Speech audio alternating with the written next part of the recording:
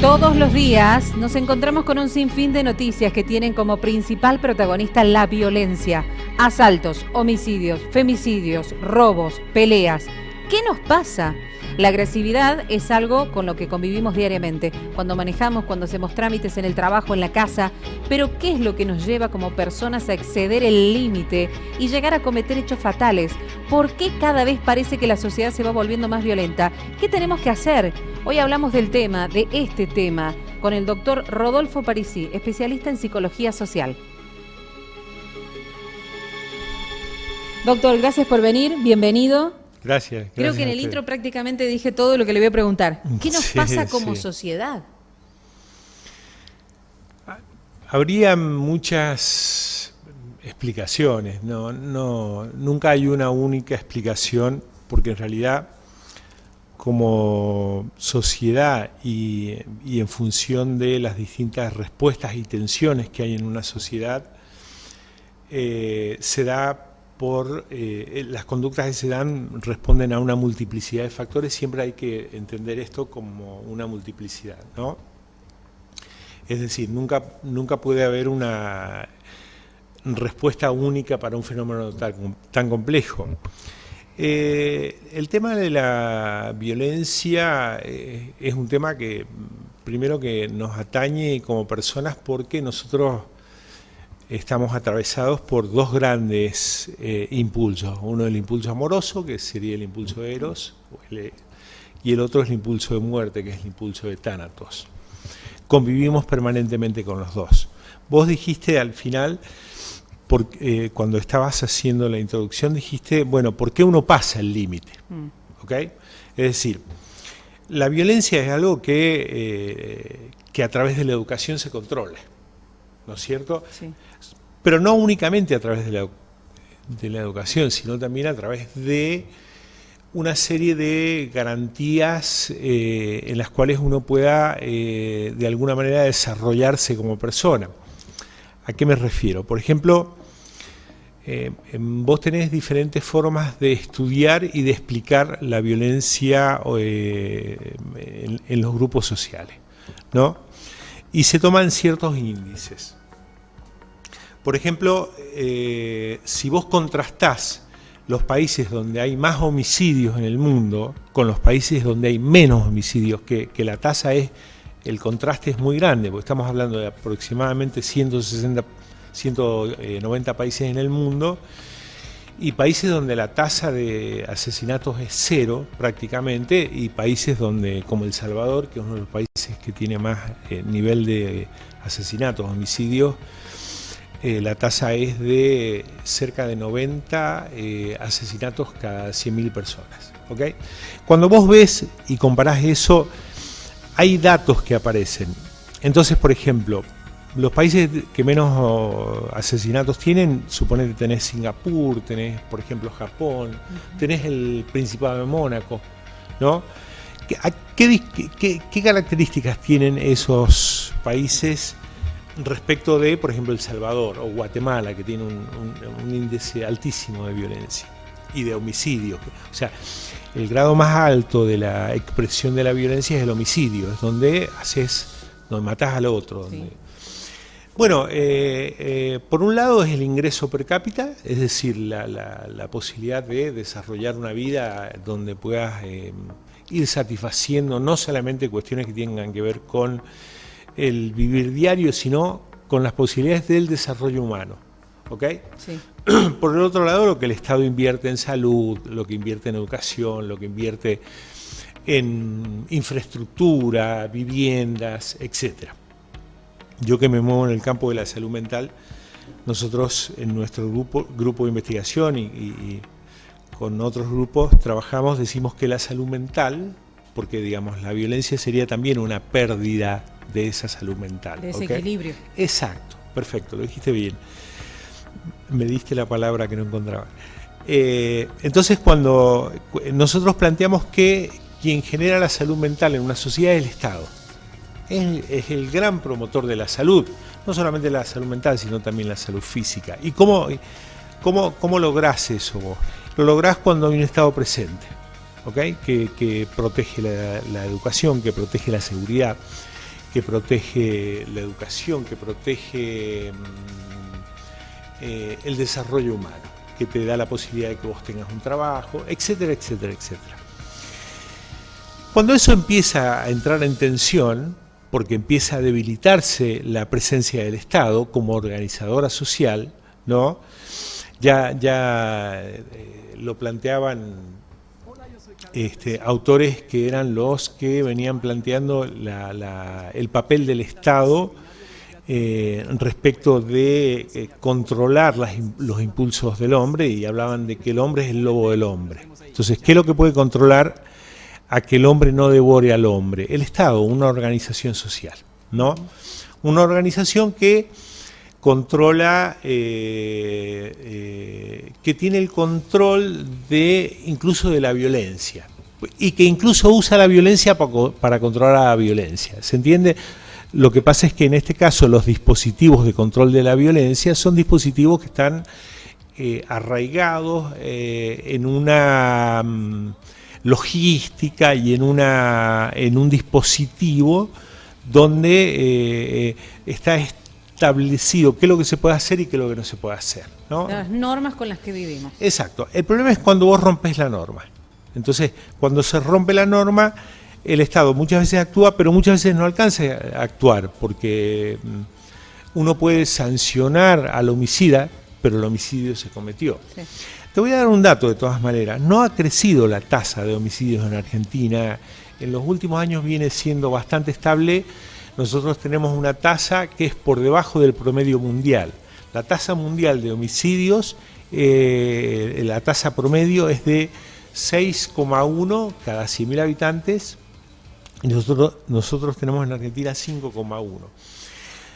Lo que sucede es que nos alarma cuando nos encontramos los casos de femicidios o el caso del asesinato de la compañera docente la semana pasada, Mónica Ramos. ¿Y, ¿no? ¿Qué papel o cómo ven ustedes, desde su lugar, ¿no?, de la psicología social, el rol de los medios?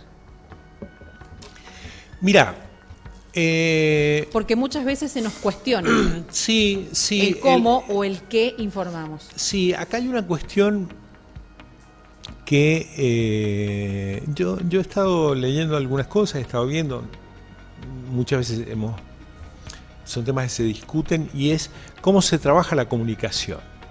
Mira, te voy a dar un dato. ¿Vos sabías que Uruguay es uno de los países del mundo que tiene de las tasas más altas de suicidios? Es una cosa casi desconocida. Ahora, no es el suicidio la noticia que ocupe el escenario comunicacional en Uruguay, porque lo que se ha dispuesto es evitar lo que se llama el fenómeno contagio. Claro. ¿Te das cuenta? Entonces, el fenómeno contagio es cuando a la noticia la convertís en un espectáculo. Entonces, bueno, todos quieren un minuto de fama. Y se produce una catarata. De hechos similares. Exacto. Hasta con similares características. Por supuesto, porque se produce el contagio. Mira, hay un caso testigo en lo que es España tiene un problema de violencia. Perdón, España tiene un problema de violencia doméstica, pero muy grande, hace muchos años, y les está costando mucho controlarla, y trabajan mucho para eso. Y hace unos 20 años una mujer que venía de un matrimonio de mucho tiempo, donde ella recibía permanentemente, digamos, una mujer muy maltratada, se hartó, fue a un programa de televisión, habló y contó todo lo que pasaba. Cuando salió de ahí, el marido se había separado, el marido la buscó y le prendió fuego. De ahí en más empezaron los hombres a quemar fuego a las mujeres en España.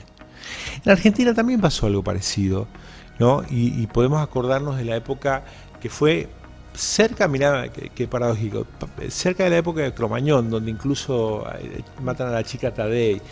A ver, aparece alguien cometiendo un tipo de delito, se produce una suerte de espectacularización de aquel hecho, cuando en realidad habría que manejar con un poco más de prudencia ciertos detalles que son escabrosos, pero que al otro, a una persona que está dispuesta a romper el límite, a una persona que siente que si, en el caso de los femicidios, que si una mujer lo va a abandonar, el abandono le produce una suerte de terror.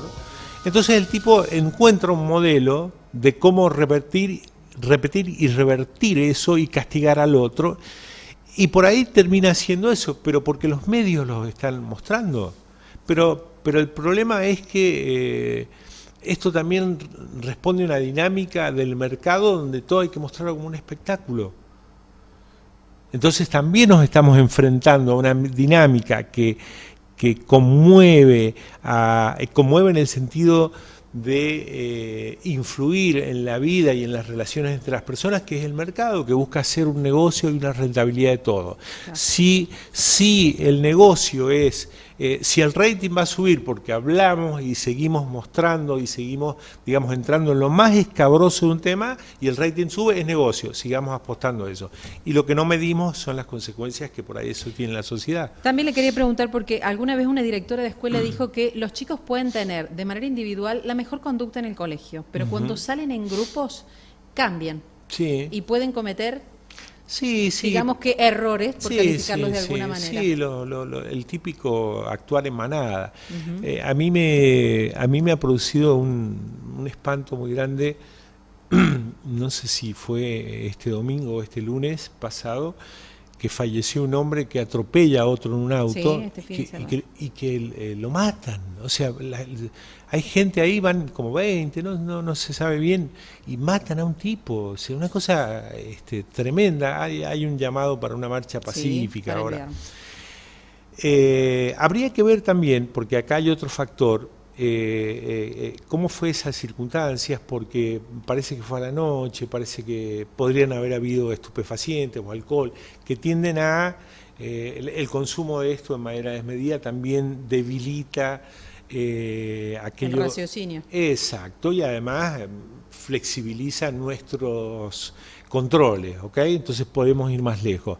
Sí, las manadas nos hacen, a las personas nos hacen sentir, así como tiene un lado muy bueno esto de juntarse, porque los colectivos logran cambios, ¿no? Nosotros estamos viendo cómo el colectivo de mujeres en este momento está produciendo una verdadera revolución en el mundo, ¿no? Pero el problema es cuando el colectivo va desenfrenado, va sin freno y se va hacia un objeto al que termina quitándole la vida, ¿no? Pero bueno, pero eso también responde a ciertas épocas, ¿ok? O ver, podemos volver a tomar un ejemplo que es el caso del asesinato de este chico en Villa Gesell, ¿no? Lo matan en manada, sí, pero esta era una manada muy particular, ¿no? Estos chicos que no tienen nada que ver el deporte, pero eran rugby, jugaban al rugby, en este caso tenían más fuerza física, pero no es el deporte el que ningún deporte insta que una persona asesine a otra, ¿no? En este caso uno puede observar, por ejemplo, cuestiones de clase social, ¿no? Al chico que matan era un chico morocho, era paraguayo, hijo de paraguayos, ¿no? Y quizás estaba en un lugar que no era el indicado. Villa Gesell es un lugar donde van chicos de clase media alta, él no pertenecía a ese lugar, y cada clase social tiende a proteger su misma clase, ¿ok?